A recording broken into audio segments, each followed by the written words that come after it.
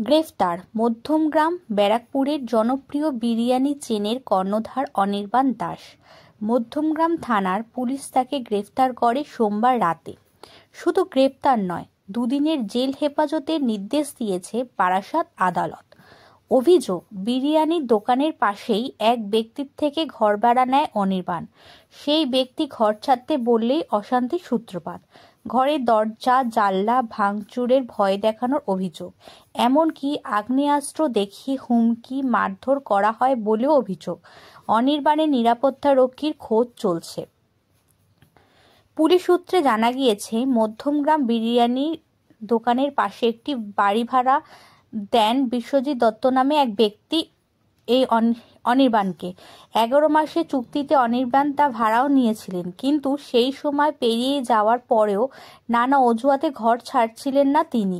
এরপরে এই ঘর ছাড়ার জন্য চাপ দিতে থাকেন মালিক।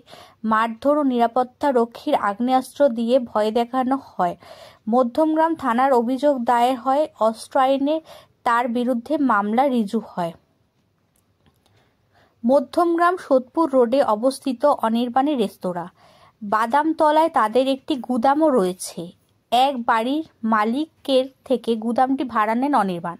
জানা গিয়েছে, সোমবার সন্ধ্যায় গুদামের মালিক অনির্বাণের সঙ্গে দেখা করতে জানান 11 মাসের মেয়াদ পেরিয়ে গিয়েছে, এবার বাড়ি ছেড়ে দিতে হবে। সেই বাদানুবাদ ক্রমেই বচসার আকার নেয়। সেই সময় অনির্বাণ বাড়ির মালিকের উপর চড়াও হন এবং রেস্তোরাঁর কর্মীরাও তেড়ে আসেন বলে অভিযোগ। অনির্বাণের নিরাপত্তা রক্ষীর কাছে আগ্নেয়াস্ত্র ছিল। সেই অস্ত্র উঁচিয়েই বাড়ির মালিককে ভয় দেখানো হয় এবং মারধর করা হয় বলে অভিযোগ। সোমবার রাতেই মধ্যমগ্রাম থানায় অভিযোগ জানান বাড়ির মালিক।